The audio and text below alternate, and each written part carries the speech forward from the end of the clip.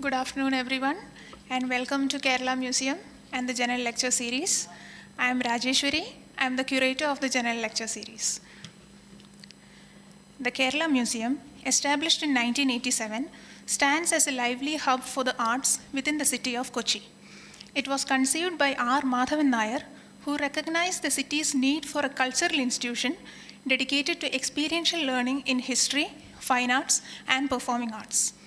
In 2022, the Kerala Museum marked its 35th anniversary by introducing its flagship initiative, General Archives. This initiative uncovers Kerala's lesser-known histories and presents them through captivating digital exhibitions, bringing storytelling to a wider audience. The program is made possible through the support of Geojit Foundation and is a tribute to the museum's founder, R. Madhavan Nair, and his enduring vision of making history accessible to everybody. The General Lecture Series is part of the programming around General Digital Archives, and today, in the 7th lecture, we present Dr. Bindu Menon. Dr. Bindu Menon is an Associate Professor of Media Studies at Azim Premji University, Bangalore. Her work and research lie at the intersection of film history, media theory, feminist theory, migration and media, and Indian Ocean history. Her essays in these areas of research have been published in Comparative Studies of South Asia, Africa, and Middle East, Biograph, Bioscope, South Asian Popular Culture, Studies in South Asian Film and Media, Journal of Creative Communications, Middle East Journal of Culture and Communication, and other edited works. She is the co-author of the book Film Studies and Introduction and engages in public writing both in English and Malayalam. We are so happy to have you here, ma'am, and I warmly welcome you to the podium.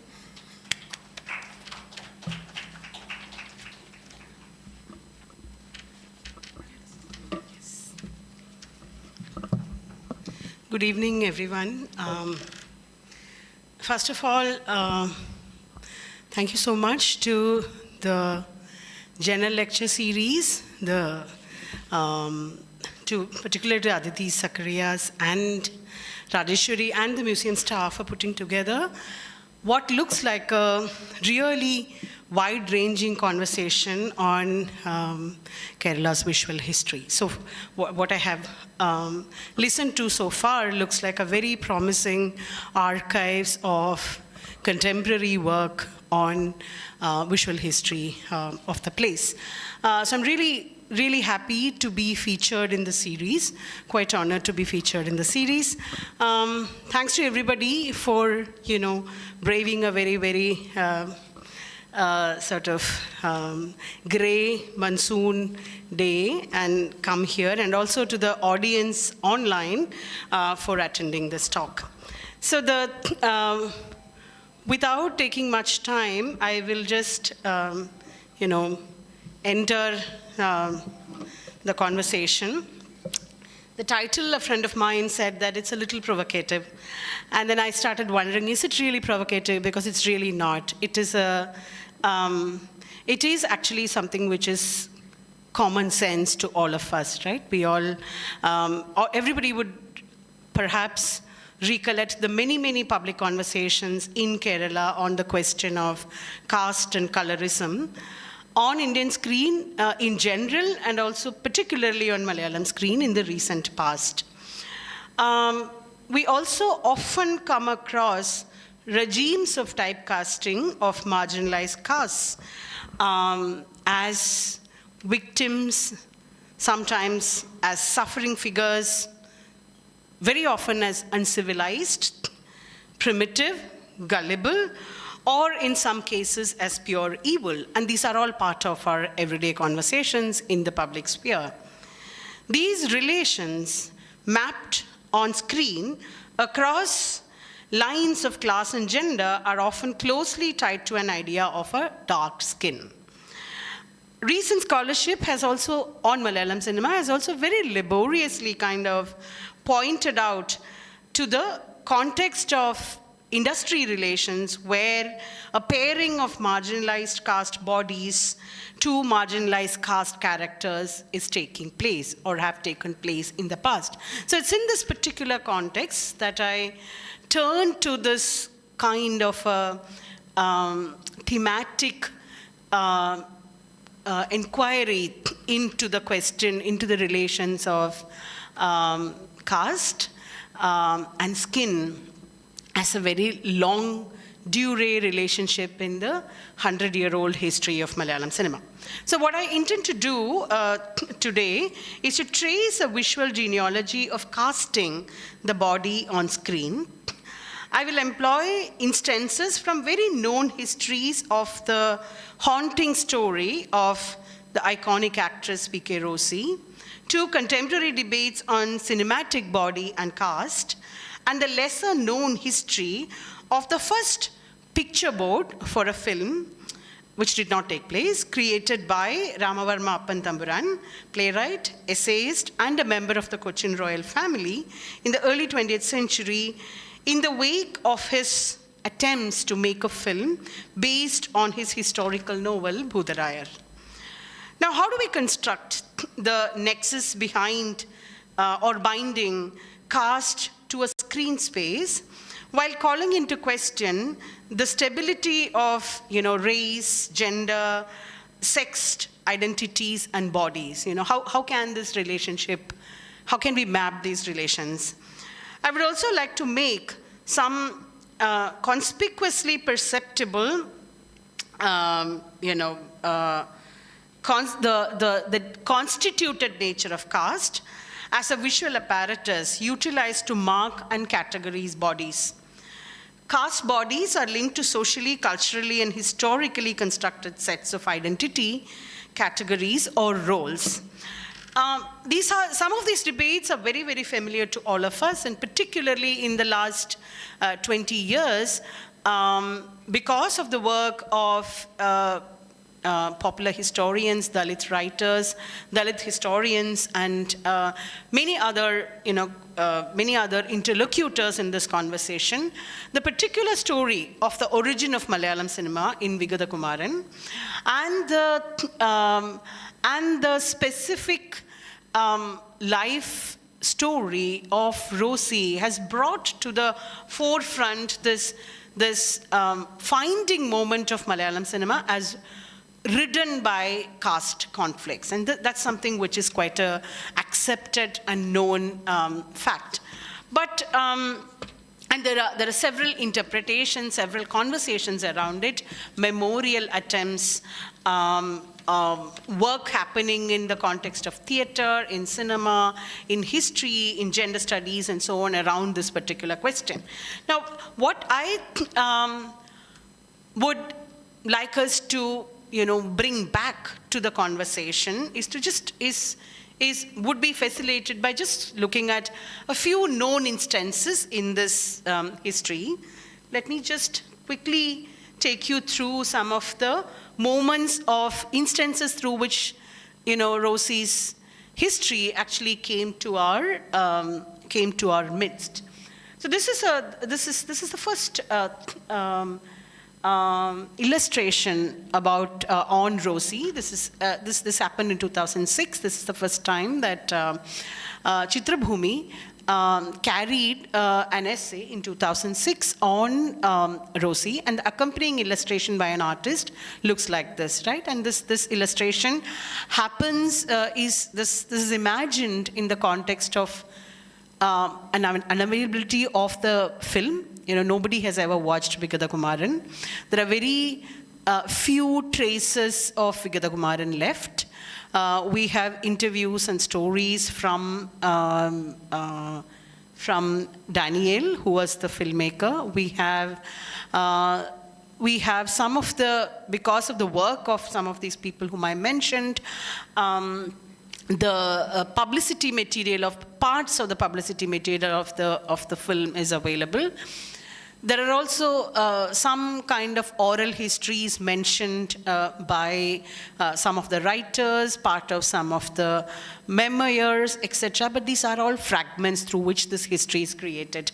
So this illustration is also fragmented, is part of that fragment of imagination.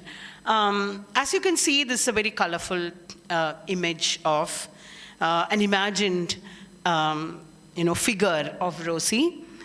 In 2010, Kunnukuri Mani, the Dalit journalist who had really pursued this question for a long time, presented this image of Rosy, a found image, which is supposed to be of Rosy's, and you can read the image.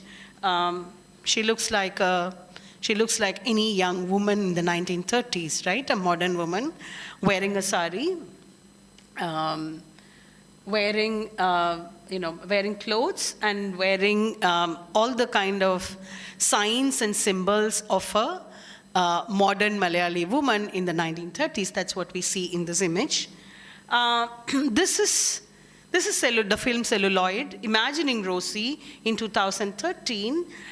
This particular song, if you would remember, talks about, it's created as just a moment before Rosy steps into the world of cinema, and it's a song where she asks questions about, am I really beautiful? And she sings this song too.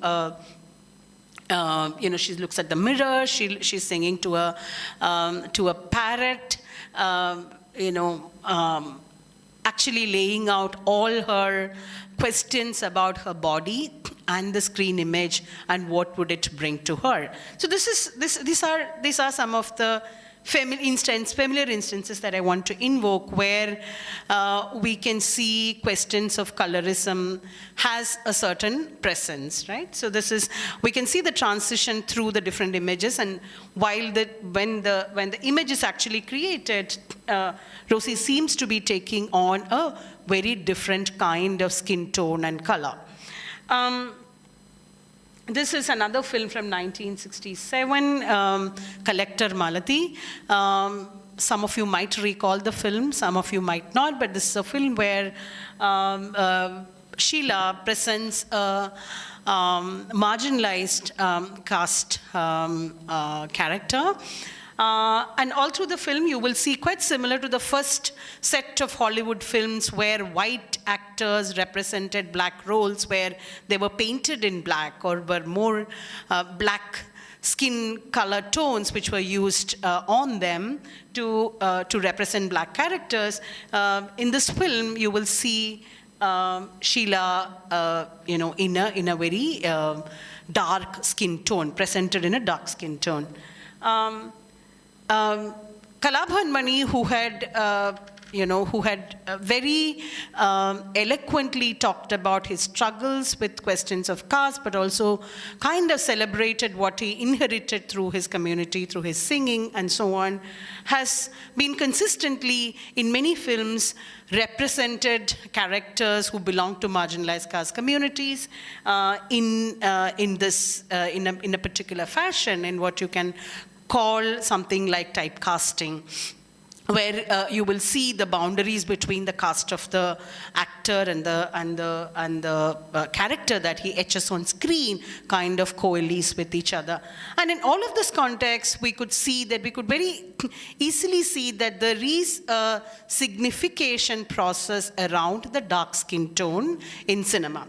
Now, if that is kind of we can imagine that this is kind of something which also has its relation to the social reality, larger social discourses about skin tones, who belongs to what caste, relations between caste and skin tone, etc. We can read all of these debates into these contexts. But what is also important to keep in mind is that the film body is a very constituted body. Right? The film body is not the social body.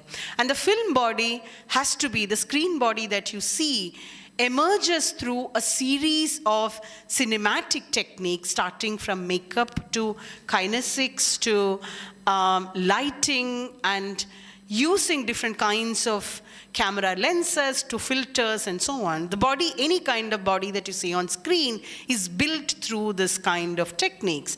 So if we were to think about these kind of techniques, if we understand that the film body is a constituted body, how do we then place relationships of skin and screen body? How do we bring that into this conversation? Is the larger question which I would like to post. So one could also ask the question: what is the beyond the question of what are the social reality of bodies and its relationship to screen bodies? Colorism has acquired quite an important, become quite an important part of conversations on representation, also because it creates a form of consciousness around these bodies that we are thinking about. Also, it operates through, as I kind of described in the beginning, through a set of binary relations, right? So we can see that in cinematic pairing, one would often associate, if you take a long history of cinema, whether it's in the West, whether it's Hollywood, whether it's Indian cinema at large, whether Malayalam, I'm talking about Malayalam cinema, we'll see that there is a pairing of black and white, light and dark, good and evil, civilized and primitive, etc., mapped across these kind of colors on screen and colors of bodies on screen. So this, what it poses as a challenge is that it imagines the world through these relations, but beyond that, it also creates a system of binary relations through which we imagine the world. So it's through the question of colorism that we have largely discussed caste relations on screen, are most of our public discussions. I want to take a moment to reflect on some of the ways in which this question has particularly been engaged with in recent filmmaking practices around the world. Most of you would reckon the film Moonlight in 2016, which has acquired a very prominent place as a black film, as a film that actually poses a very exciting mythopolitical kind of fantasy of the black community. And Ava Brofkowski, who is the film cinematographer of the film, actually talks about, who's also the cinematographer for several other television series and so on, which particularly work with black bodies and black actors' bodies on screen, talks about, you can see the quote here, where she talks about a particular filter affects how much reflection a window or any surface has. The same principle works with skin, and this can be a highly effective way to shape the reflected light on an actor's face.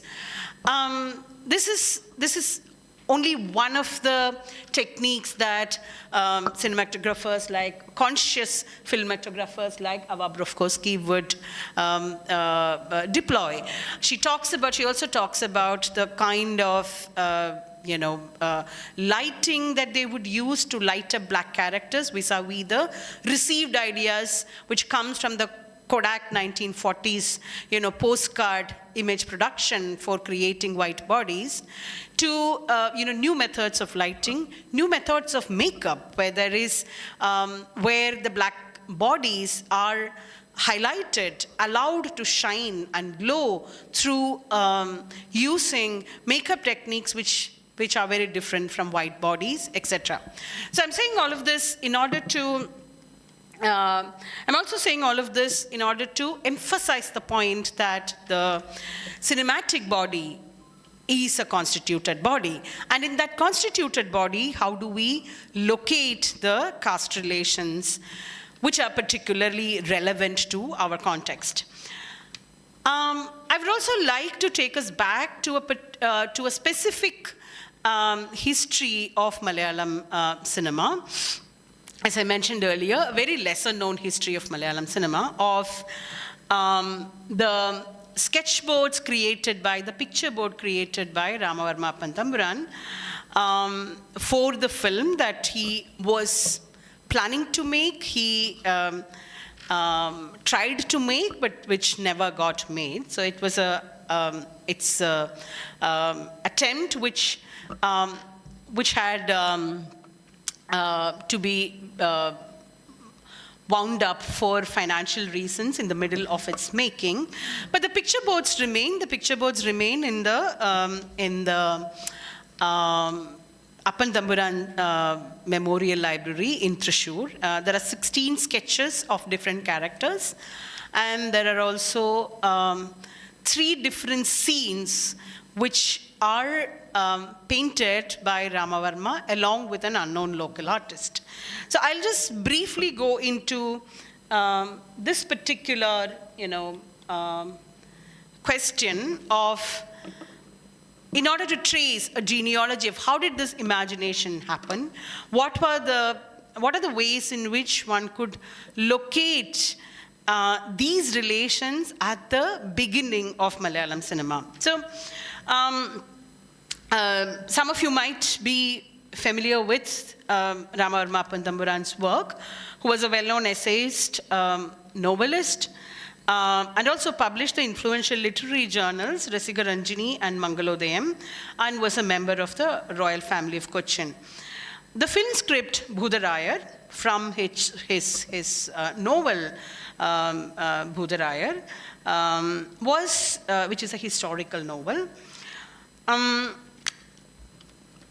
seeks to construct an imagined history of the castes, tribes, and communities of the Malayalam region. A text born of a desire to recover an indigenous narrative techniques believed to be lost, Bhudarayar met with mixed responses.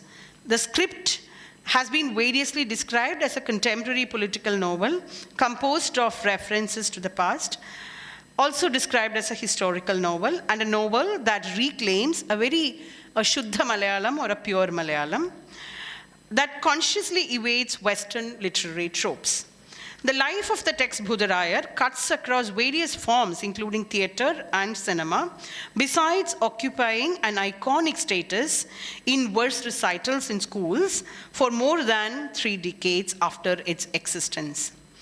Analyzing this will help us to understand how, as a profoundly intermediary mode, cinema drew heavily from several existing 19th century cultural forms like still photography, theatre, staged amusements, popular magazine illustrations, and comic strips.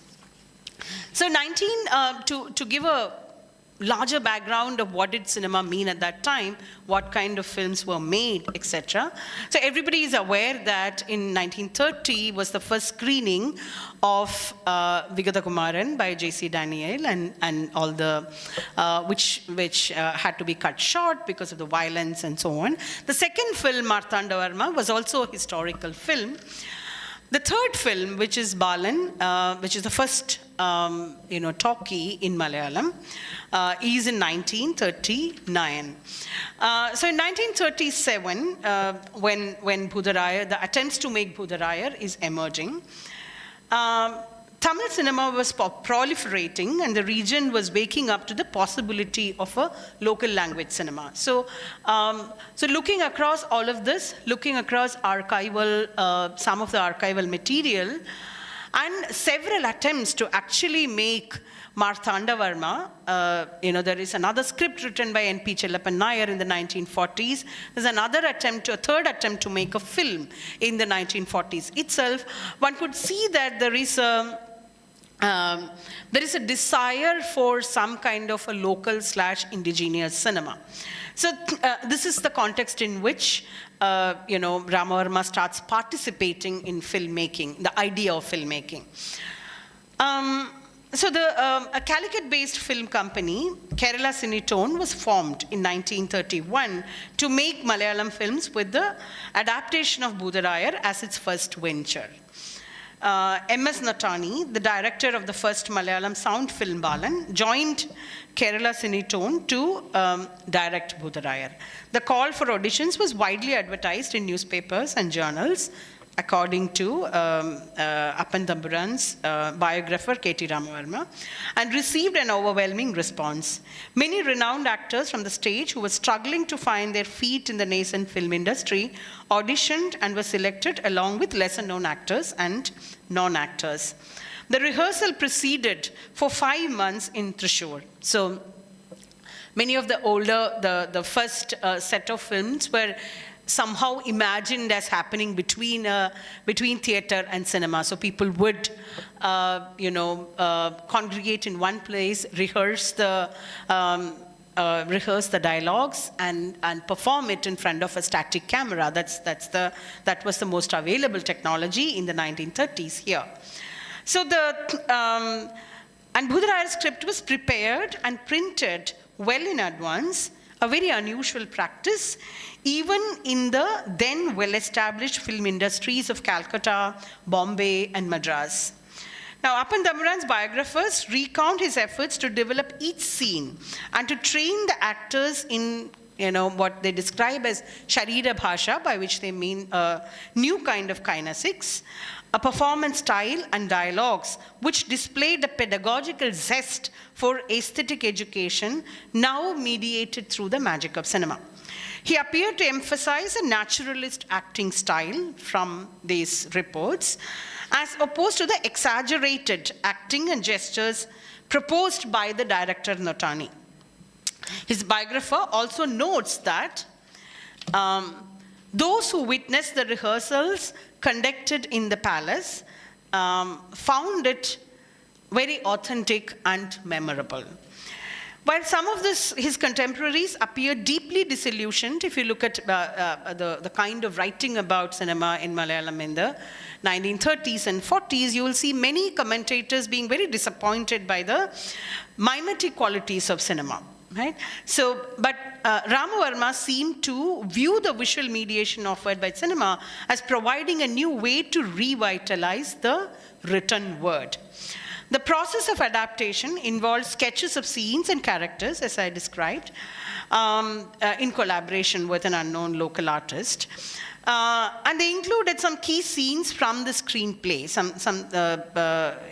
One of it is called the Munmudi Poiga. So if those who are aware of the particular work, Bhudarayar would also realize that it was something which is it is driven by an ethnological imagination of the Malayalam region. So scenes and natural settings of very places which somehow resonate with Kerala history is something which you see across the novel. So similar three scenes were depicted, and it's there in the Appan Thampuran library.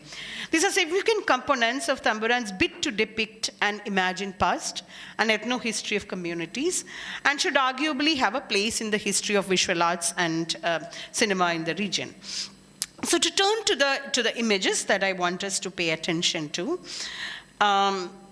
it's the practice of picture board is used in general to prepare what is called the mise en scène of cinema. It's not an unusual practice, but it's a rare practice. It's a rare practice which probably is the first in this region. It also reflects some part of his courtly education in classical languages, and he also seemed to be very well equipped to do research in native languages and natural history of the region. These drawings have the quality of a very kind of a dreamlike quality, and also some kind of a mythical utopian vision, evoking imaginations of a past that threatened to disappear without a trace. Now, two features define the sketchbook, these 16 images: an emphasis on details and a penchant for pure discursiveness. By which, I mean, if you are looking at these two, I have not used all the 16 photographs. All the 15 sketches. I've selected some, but all of them are done in the same style. And you would realize that there is a tremendous amount of details in both of these paintings, and some more that we are going to see. And the method of representation explored each character separately, detailing beside their costumes the instruments and the iconographic elements associated with their social type, which is the caste community that they belong to. In some cases, which we'll see soon, there are several new photographic techniques that come to use. And captions name each of the characters appear to have been written later during the restoration of the paintings. So you'll see that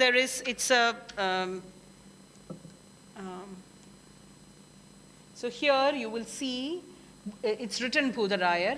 Here you will see,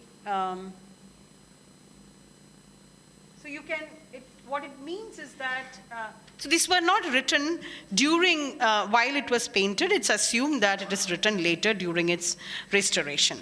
Now what is interesting is the method in which all of them are represented. We can go to the next two. These are Nair male figure. These are two powerful Brahmin male figures. One is the royal, the king. The other is a powerful Brahmin of the imagined regime. These are two. One is a Nair in a very ceremonious costume, and the other is a Nair who's not in a ceremonious, representative ceremonious fashion. And you have two tribes, a chieftain and his wife. Then you have two other characters, tribes, a man and a woman. It says Kardan and Kadati. Okay, these are the and these are the other three other characters who are represented slightly differently. I'll come back to that. But what you can obviously see in these images is that while we can see that the upper caste characters evince a certain kind of confidence. Very it's something which also follows a history of portraiture in the region. The facial features communicate a very fierce energy, as you can see in Brahmins of different ranks, a very fierce energy, and the drawing relays a strong graphic sense of the figures. All of this also suggests an amateur's engagement with the finer points of drawing. The technique of embedding, which we'll see a little closely later,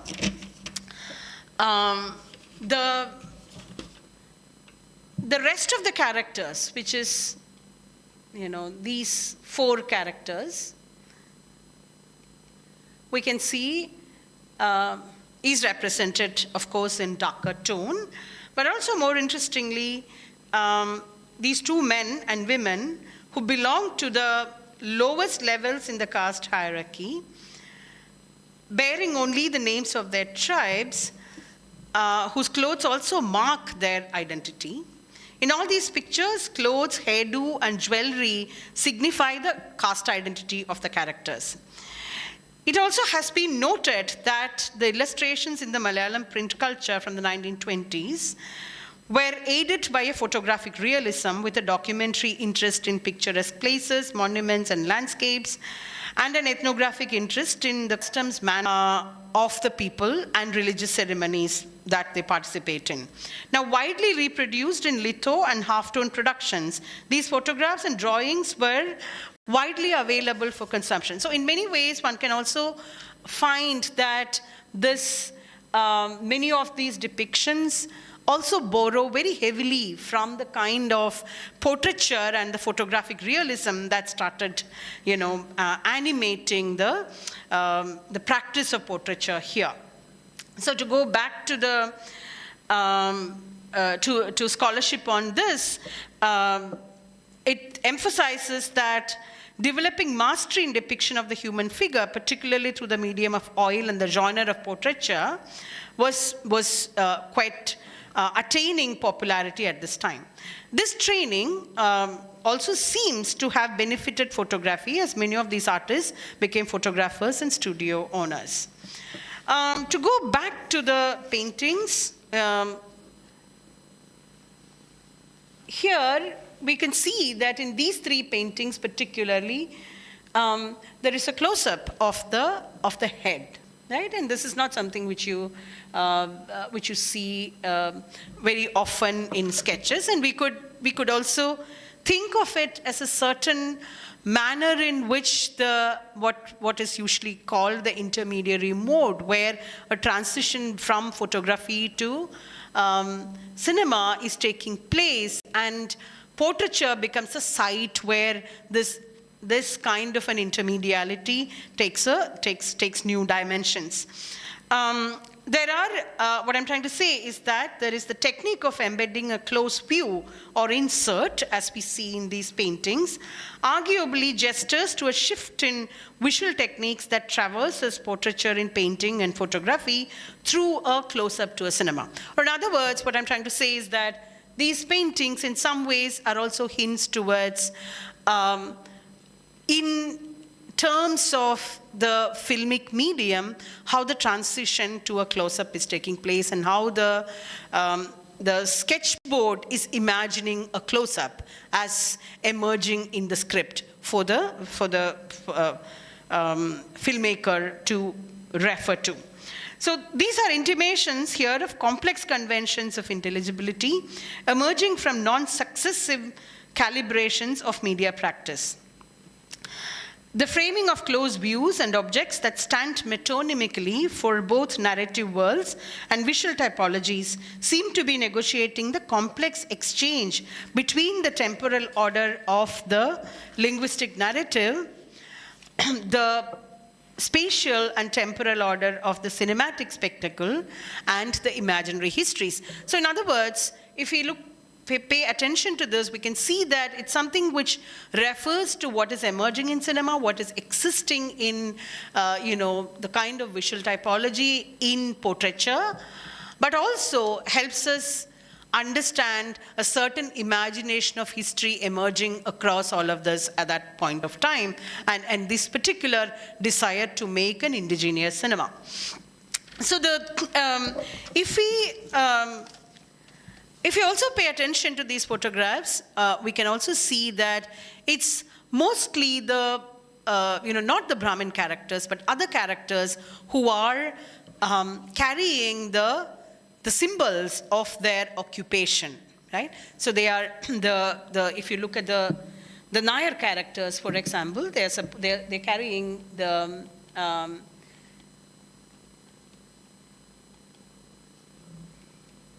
right. They're carrying their symbols of their occupation. So are the chieftain and the other two figures.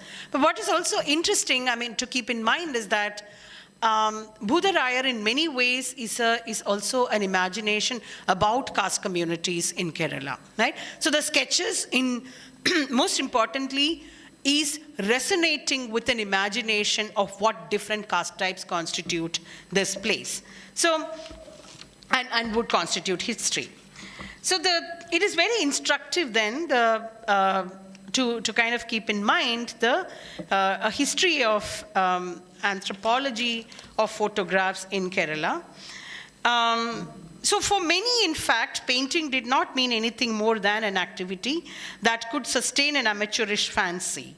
But as I said, the increasing discourse on photography available of photographic realism, more spread of portraiture, etc., starts acquiring new meanings and new value in the public.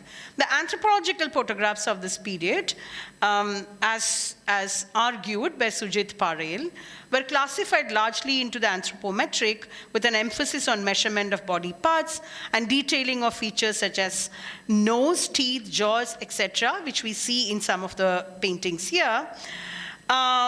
were also strongly related to racial theories. So all these techniques of many techniques that we see here of the close-up, of the detailing, using anthropometric features, using symbolism of jewelry, of different kinds of skin tones, and you would see the lighting is different for the images of the more dominant caste bodies compared to these ones.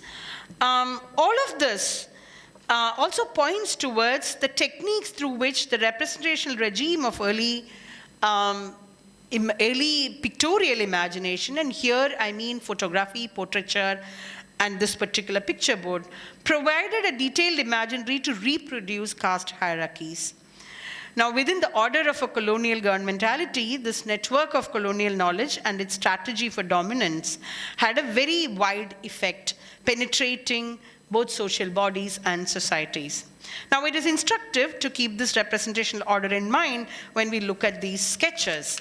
So the larger question then for us is to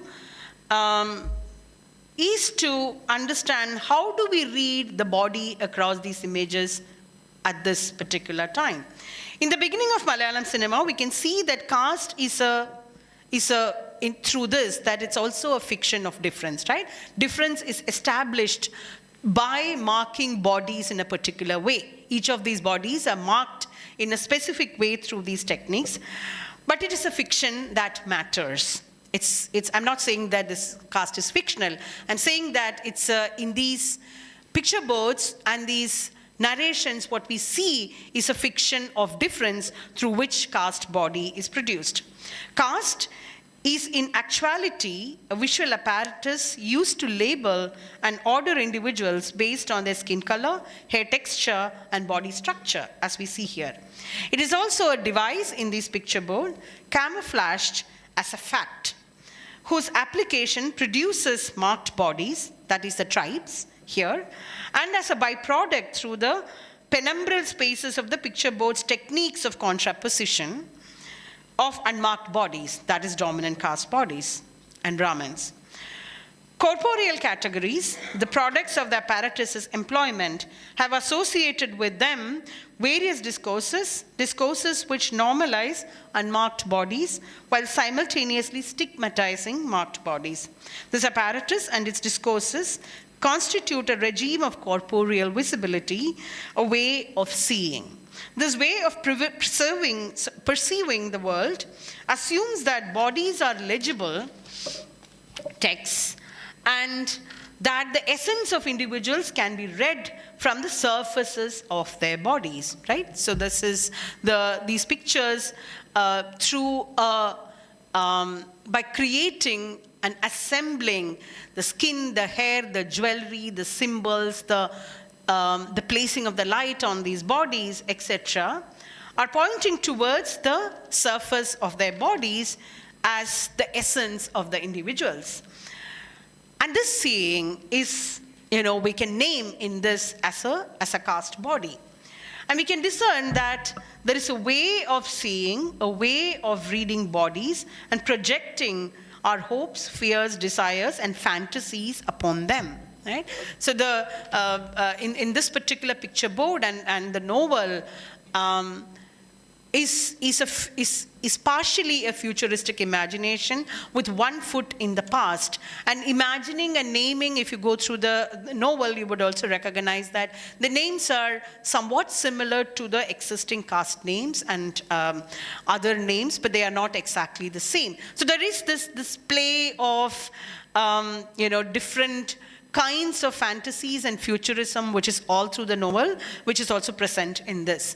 And I'm trying to now think, now that we have established a long history of colorism, a long history of different ways in which the skin is deployed, treated, presented, where would we, how can we locate this in the larger, in the broader area of scholarship? And here I turn to French philosopher Jean-Luc Nancy, who reads the body as constituted through relations of substance and exposure, where substance refers to interiority and depth, and exposure refers to exteriority and surface. If we were to read exposure and exteriority closely, we would realize that these concepts consider the body in terms of an originary outside. Positioned differently, the body as a surface and the mind as the true essence, right? The interior as the true essence is relinquished in Nancy's formulations. This helps us understand the coordinates through which the cinematic body is configured.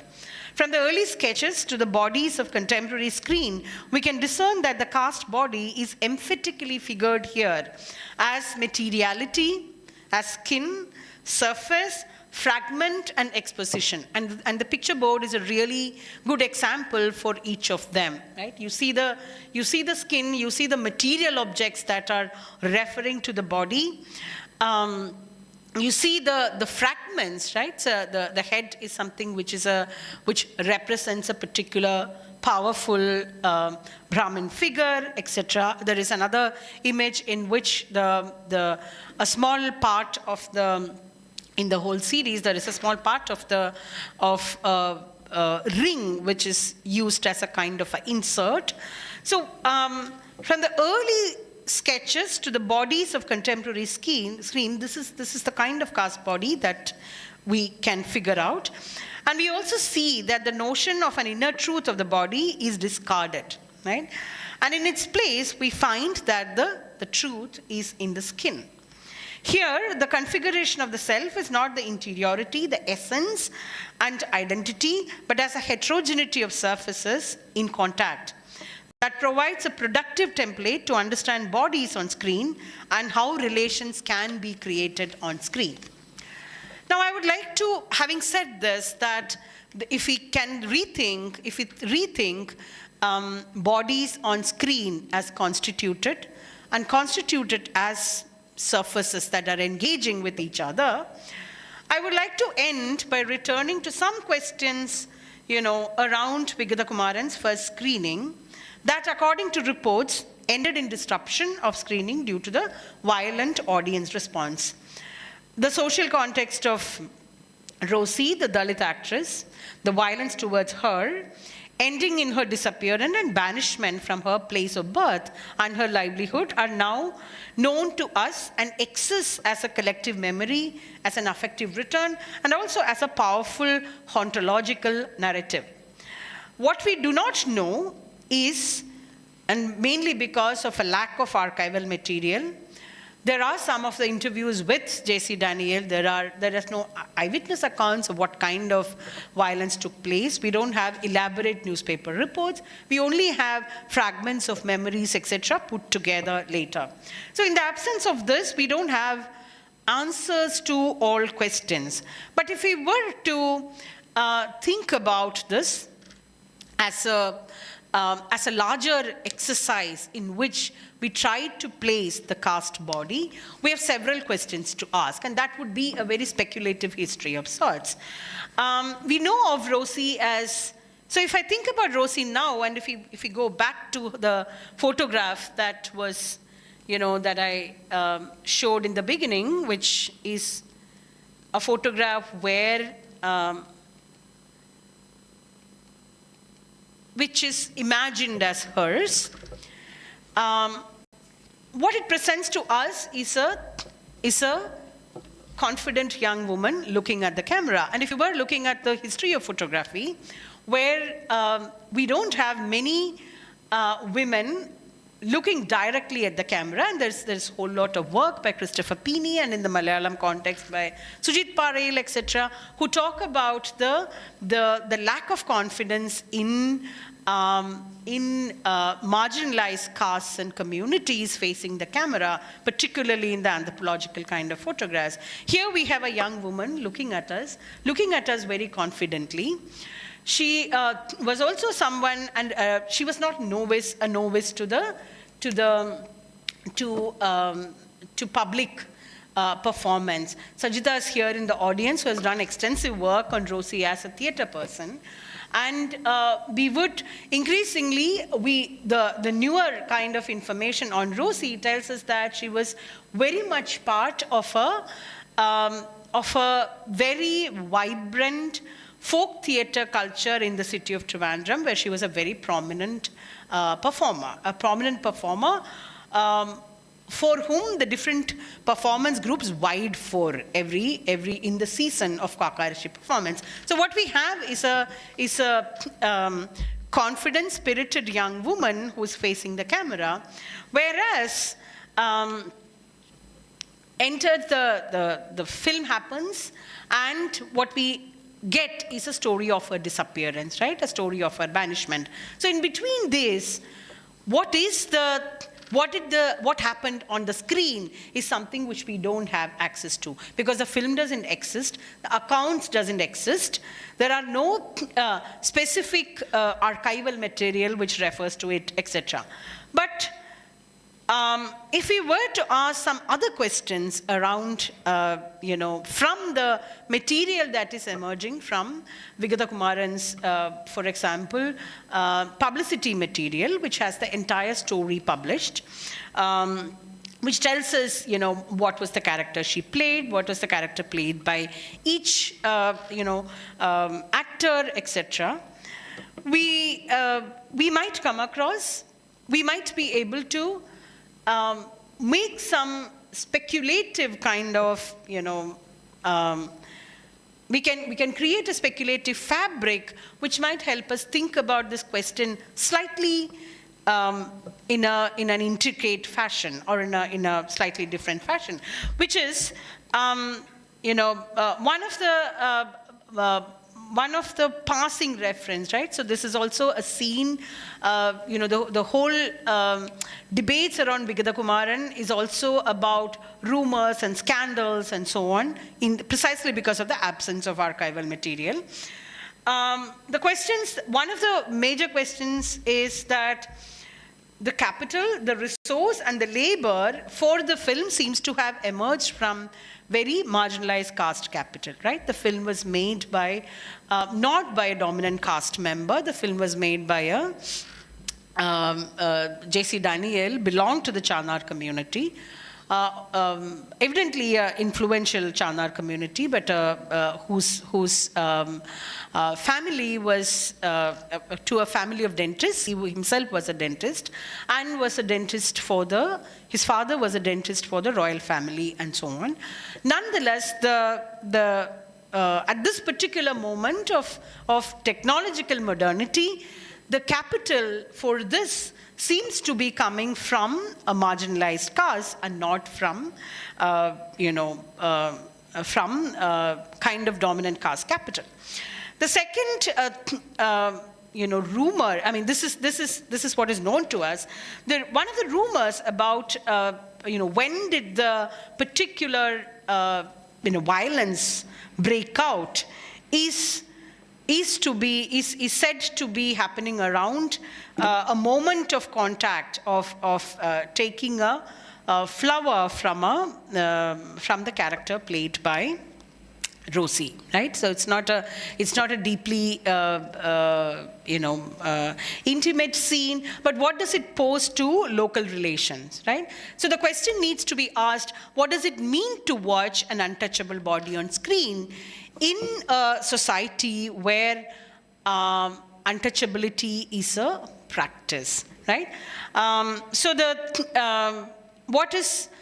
What we also learn from the story plot, from the publicity material, is that Rosy performs a Nair woman in the film, right? She's not performing a marginalized caste woman, she's rather performing an upper caste woman in the film. So another question, perhaps, that the narrative poses to us is about, is this the figure in passing, right? And we know that all passing figures, and passing is a term which is used mostly in the context of African American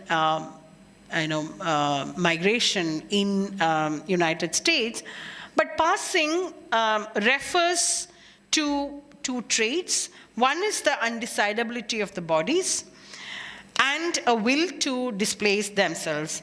Passing is not so much a change of identity as it is an uprooting and a displacement from the place in which the passing figure was once embedded. Passing is figuratively and literally movement across social and physical space. It is a migration across emotional, material, and cultural landscapes. Like all migrants, passing figures leave certain things behind. It is perhaps interesting for us to ask whether on the large, flickering, mechanically reproduced screen, Rosy held the promise of transformation and transgression to physical and social spaces by posing a moment of passing outside the boundaries of a caste society. These questions would perhaps lead us to creating a speculative history of caste bodies on screen. And finally, what is important is also to ask the question, what does it mean for an untouchable body on screen to interact with the material surface of the screen and with the bodies, which is here in this case, from what we understand, dominant caste bodies present in the cinema hall to interact through the tactile medium of screen. Now, if we start populating our questions around what we don't know, but what is possible, from the very little fragments that we know, we might arrive at a completely different set of relations through which we could think of the caste relations on screen as something which is not just related to the social bodies outside, but also the way in which cinema itself constitutes the body on the screen through a range of devices, through imagining skin tones, through lighting, through techniques to cinematographic techniques, through symbolism of different kinds, and the very materiality of the body which is represented. So it's across these, compounding and multiplying relations that we need to think about the screen body and the casting that happens around the screen body. Thank you.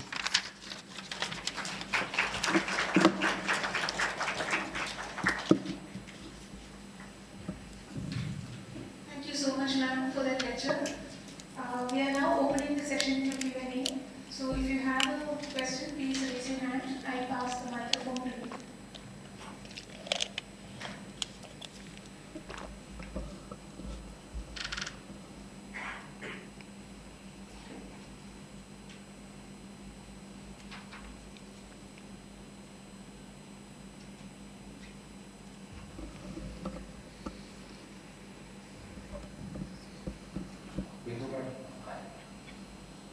Hi, Shankar. Hi. It's really interesting. I was just trying to place the body in terms with the homogeneous empty time during that, something in a very Benjamin sense.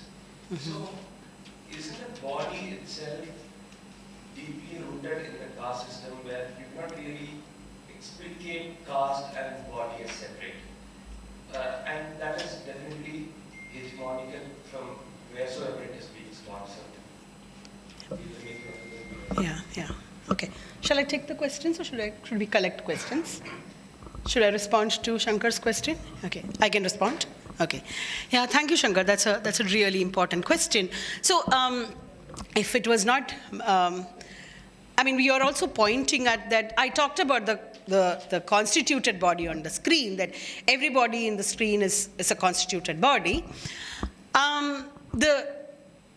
The separation of caste and body, so there are two elements to think about here.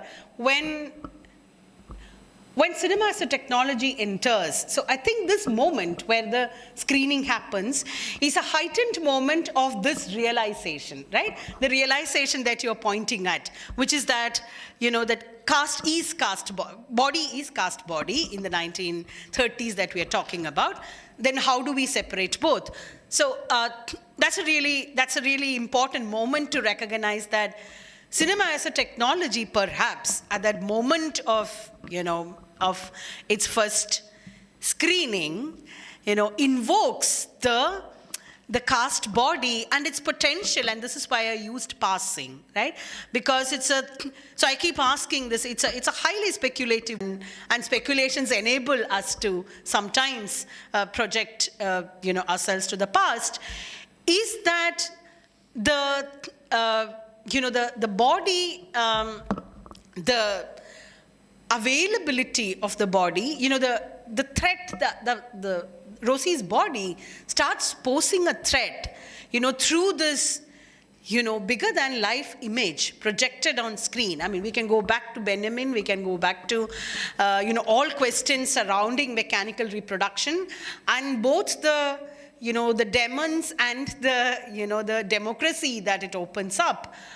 It opens up a moment where the caste body is presented to you, but it's also telling you that this is a body in passing. This could transform, right? So the caste body is presented anew at that moment. So great question. Thank you for that question. So it intensified that realization, right? So that it could perhaps transform, right? It could pass through this. It could become something else, right?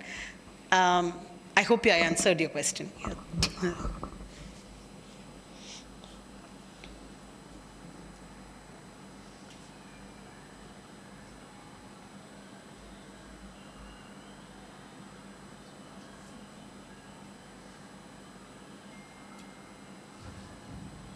Hello, ma'am. Hi.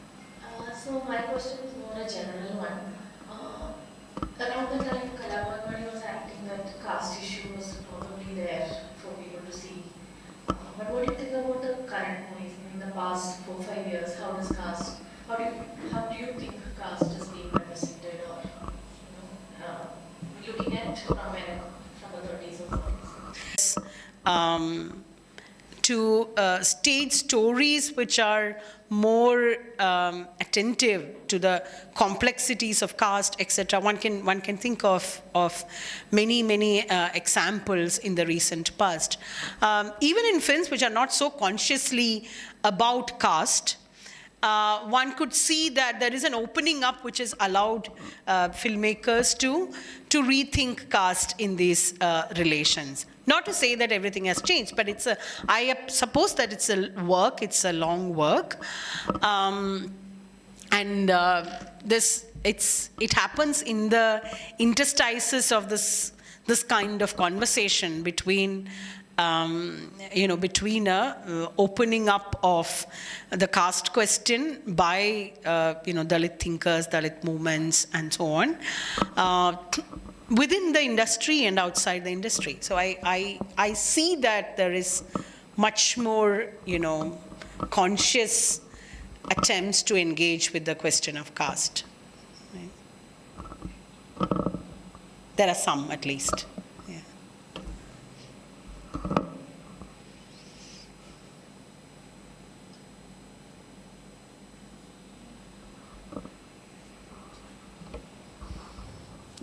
Are there any other questions? Other questions online?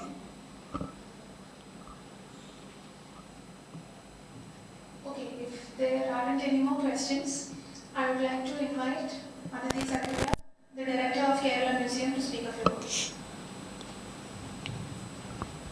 It's mostly to say thank you. So we're winding up quickly because our time limit is also getting to the end of our lecture time limit. On behalf of the Kerala Museum and the Ramavarma Appan Foundation, I thank Dr. Bindu Menon for taking time out of a busy schedule and coming here all the way to deliver this lecture on cinema and the relationship of cinema between cinema and the visible body, and cinema as a shaper of the imagination, hierarchies around color on screen. The general lecture series is made possible with the support of the Geojit Foundation, and we extend our heartfelt thanks to them for their partnership and commitment to this exciting program. With every lecture we've held, we have a wonderful expansion of ideas and interconnectedness that's adding to the richness of the journal archive online. And it's really thanks to all of our speakers, their generosity, sharing their ideas, sharing their,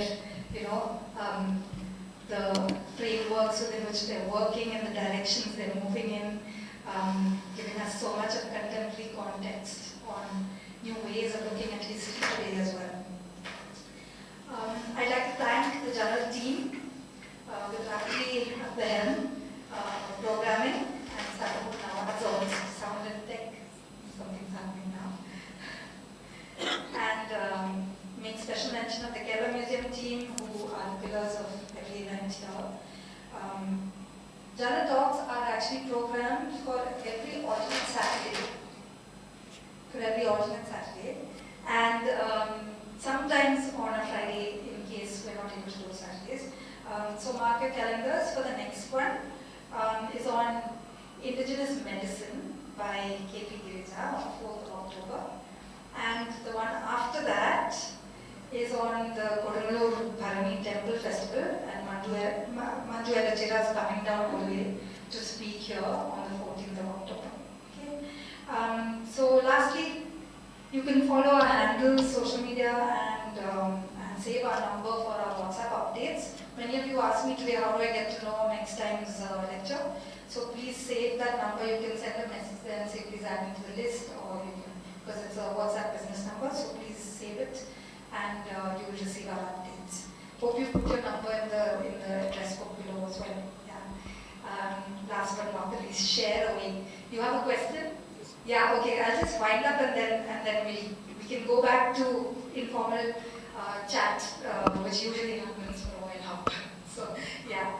So on behalf of the foundation and the journal team, a small token of we hope you don't have to do this. Thank you, Aditi and the team, and then everybody for turning up. Thanks. Yeah. So yeah.